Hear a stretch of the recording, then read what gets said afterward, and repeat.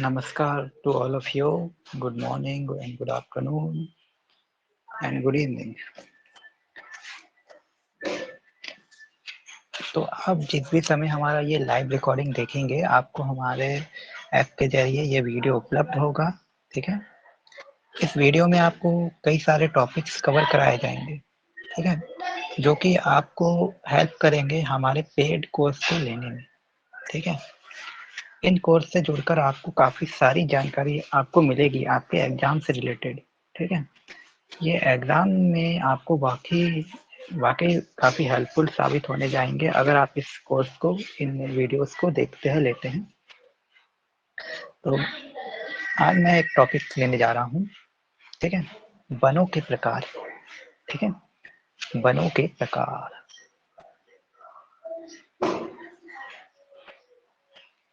ठीक है, तो आपको पता होगा कि भारत में कई प्रकार के वन पाए जाते हैं। इवन भारत में ही नहीं, भारत के बाहर भी कई सारे वन पाए जाते हैं। ठीक है, तो ये वनों के प्रकार को इन अलग अलग डिवाइड में बांटा गया है। ठीक है, वनों के प्रकार होते हैं, उनको कई अलग अलग सेक्शंस में बांटा गया है। ठीक है, कैटेगराइज किया गया है।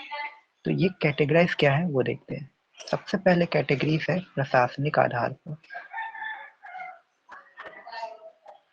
प्रशासनिक आधार पर वनों का एक क्या है, प्रकार है। सेकंड क्या है, वृक्षों की उपलब्धता के आधार पर। वृक्षों की उपलब्धता, ठीक है। और थर्ड क्या है, थर्ड मैं यहाँ लिख देता हूँ। जो तीसरा है वो भौगोलिक आधार पर।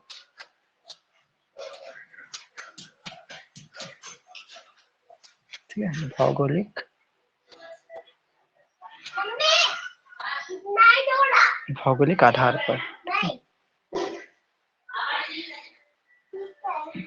तो ये जो तीन कैटेगरीज है, ठीक है,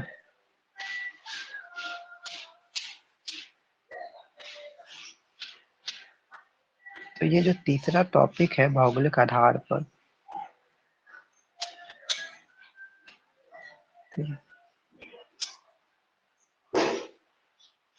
तो तीन तरह से वनों के प्रकार को बांटा गया है। ठीक है, पहला प्रशासनिक आधार पर, दूसरा वृक्षों की उपलब्धता के आधार पर, तीसरा भौगोलिक आधार पर। ठीक है,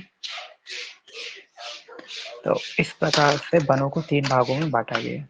ठीक है, अब प्रशासनिक आधार की अगर बात करी जाए तो इसमें क्या होता है, एक प्रशासन ने अपना एक मापदंड तैयार किया है, यानी अपने सर्वे के आधार पर वनों को डिक्लेयर किया गया है कि यहाँ पर ये वन है, यहाँ पर वो वन है। ठीक है, तो हम इन्हीं चीजों को आज देखेंगे कि प्रशासनिक आधार पर कौन से वन को बांटा गया। ठीक है, अब बात की जा रही है प्रशासनिक आधार पर।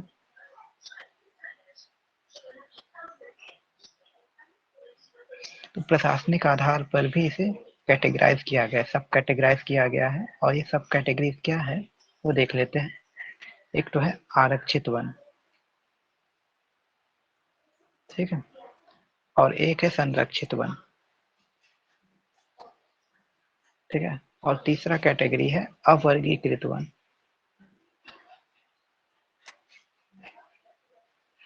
ठीक है, तो ये तीन वन है, आरक्षित वन, संरक्षित वन और अवर्गीकृत वन।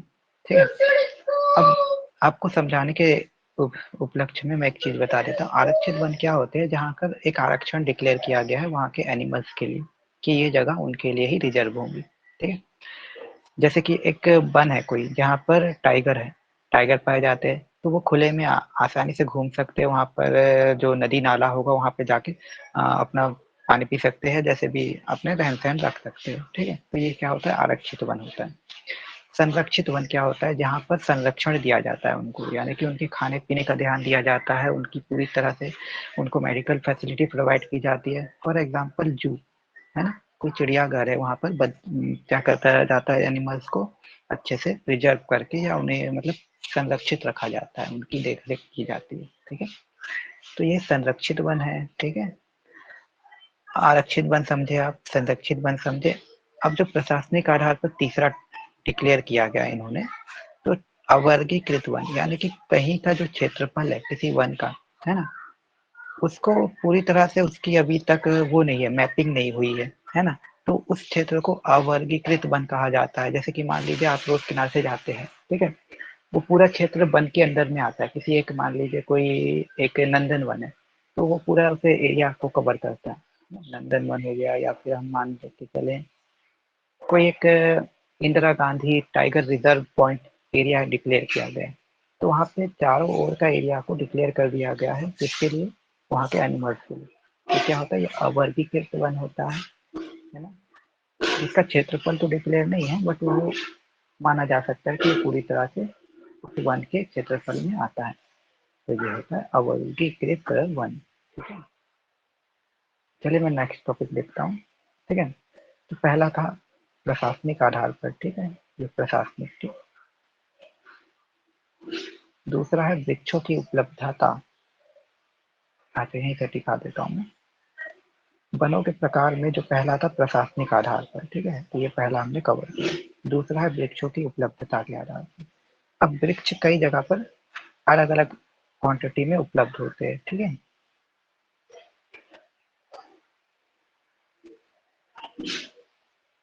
तो देखते हैं वृक्षों की उपलब्धता के आधार पर जो वनों का प्रकार है वो कैसे है, ठीक है।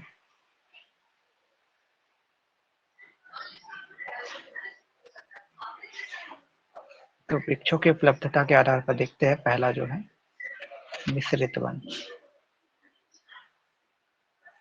मिश्रित वन, ठीक है। दूसरा है साल वन, और तीसरा है सागौन वन,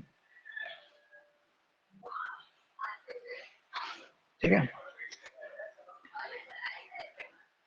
तो साल, सागौन, है ना, तीन वन है, और एक है मिश्रित वन।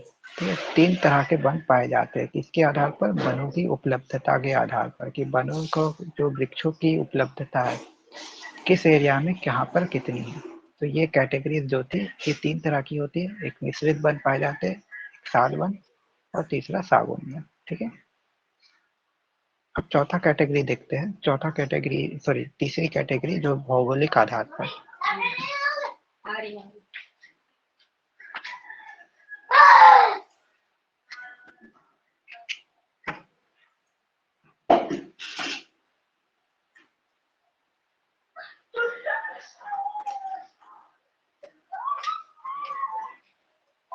ठीक है, भौगोलिक आधार पर भी वनों को दो कैटेगरी में बांटा गया, सब कैटेगरी में। ठीक है, भौगोलिक आधार पर पहला है उष्णकटिबंधीय।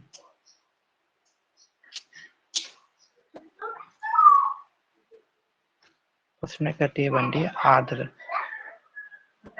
आर्द्र पर्णपाती,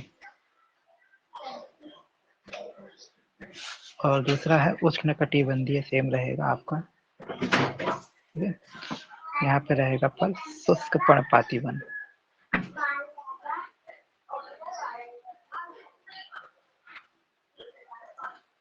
ठीक है, एक तो आर पर्णपाती वन था और एक शुष्क पर्णपाती वन था, ठीक है।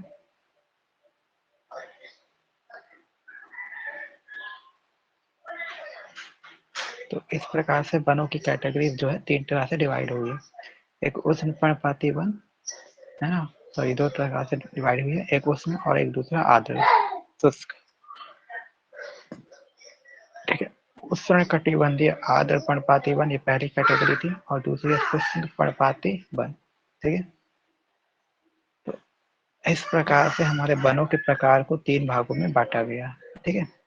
वनों के प्रकार को इस तरह से तीन भागों में बांटा गया है। आज मैं इस सेशन को थोड़ा छोटा रख रहा हूँ, ताकि आपको ज्यादा जानकारी अगर आपको चाहिए इसके बारे में, तो आप हमसे जल्द से जल्द इस कांटेक्ट करें, जुड़ें। तब तक के लिए थैंक यू, आप सबको शुक्रिया हमसे जुड़ने के लिए, और आप हमारे लेक्चर को जरूर वॉच करें। तब तक के लिए धन्यवाद। Have a nice day.